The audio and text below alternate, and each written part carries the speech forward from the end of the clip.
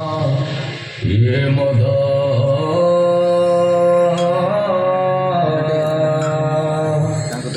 আরে যিয়ে ন পিছে মদ তার বংশ বুনিয়াদি গধ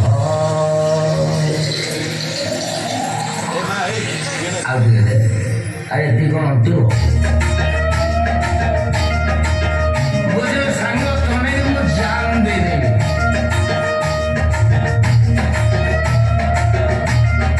আরে সে পড়লা দাও দাও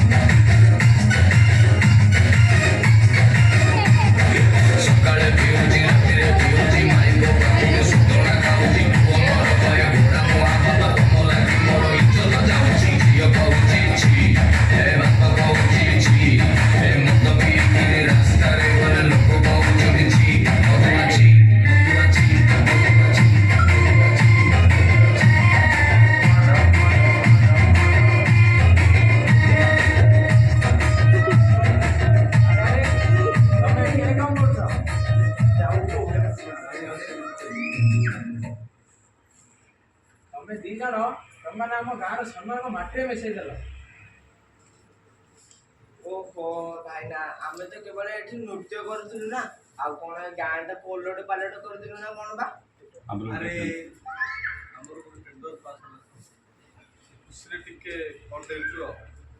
ବଡ଼ ପାଟି ଛି ଛି ଛି ଛି ଛି କି ଯୁଗ ହେଲା ରେ ବାପ।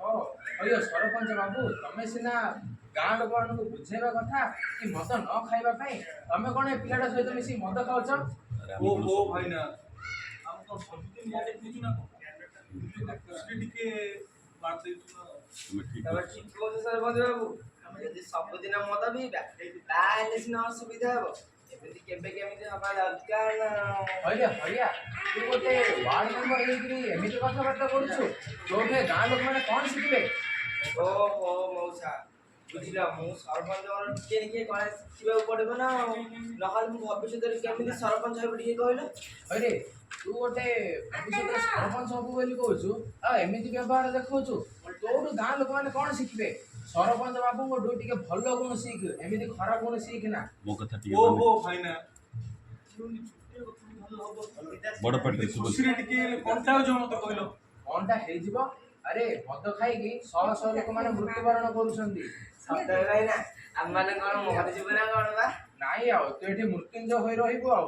ହଇରେ, ତୁ ପରା କହୁଥିଲୁ କଣ ତୋର ଡାଇବେଟିସ୍ ଅଛି ବୋଲିକି ତୁ ଆହୁରି ମଦ ଖାଉଛୁ? ସେଇଠୁ କଣଟା ହେଲା କହିଲ? କଣ ହେଲା? କଣ ହେଲା? ହଇରେ, ତୁ ଯୋଉ ମଦ ଖାଉଛୁ ତାହେଲେ ତୋର ଡାଇବେଟିସ୍ ତ କମିବନି, କି ଆହୁରି ତୋର ବ୍ଲଡ ସୁଗାରଟା ବଢିଯିବ। ଓହୋ ଭାଇନା ମୋର ଟିକେ ବିପି ଅଛି, ମଦ ପିଇଲେ ବଢିଯିବ ନା କଣ? ଆରେ ବଢିବନି ତ ଆଉ କଣ ହବ?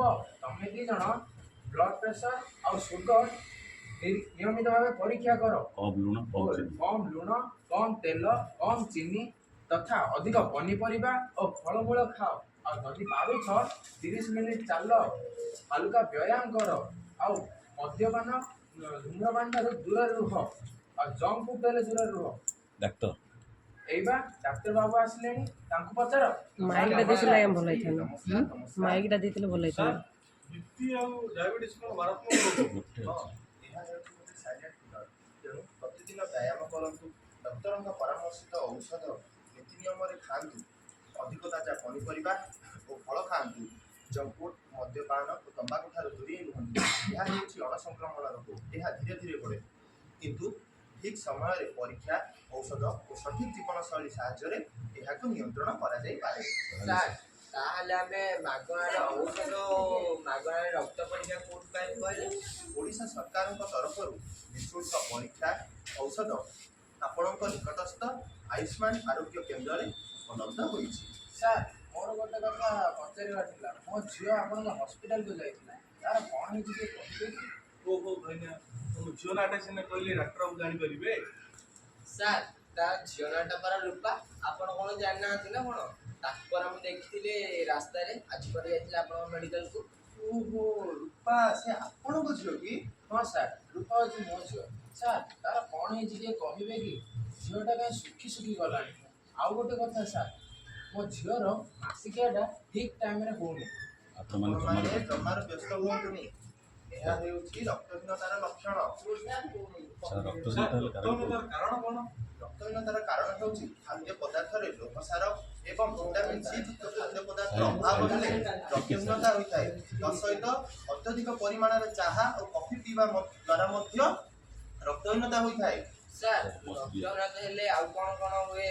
ଆଉ ମୋର ସ୍ତ୍ରୀ ପ୍ରେଗନେଣ୍ଟ ଅଛି ସାର୍, ମୋ ସ୍ତ୍ରୀ ସାର୍ ପ୍ରେଗନେଣ୍ଟ ଅଛି। ଆଉ ମୋ ସ୍ତ୍ରୀ ଏବେ ପ୍ରେଗନେଣ୍ଟ ଅଛି, ତାକୁ କ'ଣ ଏବେ ଅଧିକ ପରିମାଣରେ ଆଇରନ୍ ଦରକାର ନା? ହଁ, କେବଳ ଆଇରନ୍ ନୁହେଁ, ତା ସହିତ ଭିଟାମିନ୍ B12 ଓ ଫଲିକ୍ ଏସିଡର ମଧ୍ୟ ଆବଶ୍ୟକତା ରହିଛି। ସାର୍ ଏଡ୍ସ ଆଉ ମ୍ୟାଲେରିଆ ହେଲେ କ'ଣ ରକ୍ତହୀନତା ହୋଇଯିବ? ନିଶ୍ଚୟ ହୋଇଯିବ। ସାର୍ ଏହାର ଲକ୍ଷଣ ଗୁଡ଼ାକ କ'ଣ କ'ଣ ଟିକେ କହିବେ କି? ଏହାର ଲକ୍ଷଣ ଗୁଡ଼ିକ ହେଉଛି ଅଳ୍ପ କାମ କରିଲେ ହାତ ଗୋଡ଼ ବିନ୍ଧିବା, ଛାତି ଯନ୍ତ୍ରଣା, ମୁଣ୍ଡ ବିନ୍ଧା, ମୁଣ୍ଡ ବୁଲା, ନିଶ୍ୱାସ ପ୍ରଶ୍ୱାସରେ ବାଧା, ଅଳ୍ପ ନିଦ୍ରା ହେବା, ଏସବୁ ହେଉଛି ଏହାର ଲକ୍ଷଣ। ସାର୍ ରକ୍ତହୀନତା ହେଲେ ଆଉ କ'ଣ ହେବ ଦରକାର? ରକ୍ତହୀନତା ହେଲେ ଆଉ କ'ଣ କ'ଣ ହେବ କି କହିଲେ? ହଁ, ରକ୍ତହୀନତା ହେଲେ ମାଆର ଗର୍ଭ ନଷ୍ଟ ହୋଇଯିବ, ପେଟରେ ଥିବା ଛୁଆର ଓଜନ ବଢ଼ିବ ନାହିଁ, ମାଆର ରୋଗ ପ୍ରତିରୋଧକ ଶକ୍ତି ହ୍ରାସ ପାଇଯିବ, ଏପରିକି ପ୍ରସବ ସମୟରେ ମଧ୍ୟ ମାଆର ମୃତ୍ୟୁ ହୋଇପାରେ। ସାର୍ ମୋ ମୋ ଝିଅଟା ଝିଅଟା କିଛି କାମ କରୁନି କି ପାଠ ମଧ୍ୟ ପଢ଼ୁନି ସାର୍, ତାର କ'ଣ କରିବ ଟିକେ କହିବେ କି? ଆରେ କିପରି କରିବ ସେ? ଆରେ ରକ୍ତହୀନତା ହେଲେ ପରା କାର୍ଯ୍ୟଦକ୍ଷତା ହ୍ରାସ ପାଏ, ଏକାଗ୍ରତାର ଅଭାବ ରୁହେ, ଏପରିକି ଏ ହାଡ଼ ଗୁଡ଼ିକ ମଧ୍ୟ ଦୁର୍ବଳ ହୋଇପଡ଼େ। ସାର୍ ରକ୍ତହୀନତା ହେଲେ କ'ଣ କ'ଣ ଖାଦ୍ୟ ଖାଇବାକୁ ଟିକେ କହିଲେ? ଯଦିଓ ଆମିଷ ଖାଆନ୍ତି ତାହେଲେ ଚୁନା ମାଛ ଖାଇବା ଉଚିତ।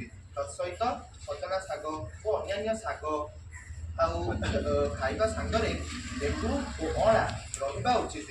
ଓ ଫଳମାନଙ୍କରେ କମଳା, ପିଜୁଳି, ଗଜାମୁଗ, ଚଣା ଓ ଗୁଡ଼ ମଧ୍ୟ ରହିବା ଦରକାର। ଆଇରନ୍ ଓ ଆୟୋଡିନ୍ ଯୁକ୍ତ ଲୁଣ ମଧ୍ୟ ବ୍ୟବହାର କରନ୍ତୁ। ସାର୍ ସାର୍ ପ୍ରେଗନେଣ୍ଟ ପ୍ରେଗନେଣ୍ଟ ମହିଳାମାନଙ୍କ ପାଇଁ ଆଉ କ'ଣ କ'ଣ ସୂଚନା କହିଲେ? ଦିନକୁ 3 ଥର ଦିନକୁ 3 ଥର ଖାଦ୍ୟ ଖାଇବା ସଙ୍ଗେ ସଙ୍ଗେ 2 ଥର ହାଲୁକା ଖାଦ୍ୟ, ଭୋକ ନ ଲାଗୁଥିଲେ ବି ଖାଇବାକୁ ପଡ଼ିବ, ଯେପରିକି ଏ ପେଟରେ ଥିବା ଛୁଆ ଭୋକରେ ନ ରୁହେ। ଆଇରନ୍ ଯୁକ୍ତ ଖାଦ୍ୟ ଓ କ୍ୟାଲସିୟମ ବଟିକା ମଧ୍ୟ ଖାଇବାକୁ ପଡ଼ିବ। ରାତିରେ ଶୋଇବା ସଙ୍ଗେ ସଙ୍ଗେ ଦିନରେ 2 ଘଣ୍ଟା ଆରାମ ନେବା ଉଚିତ। ଓ ଏକ ବିଶେଷ ସୂଚନା, ଡେଲିଭରି ପୂର୍ବରୁ ପେଟରେ ଥିବା ଛୁଆ ଓ ତା ମାଆଙ୍କର ନିୟମରେ ପରୀକ୍ଷା ନିରୀକ୍ଷା କରିବା ଆବଶ୍ୟକ ଅଟେ। ଆଉ ସବୁ ବୁଝିଲ ତ? ନା ଆଉ କିଛି ବୁଝିବାର ଅଛି?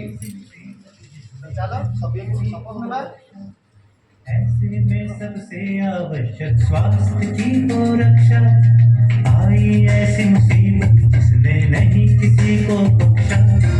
ऐसे में सबसे आवश्यक स्वास्थ्य की हो रक्षा।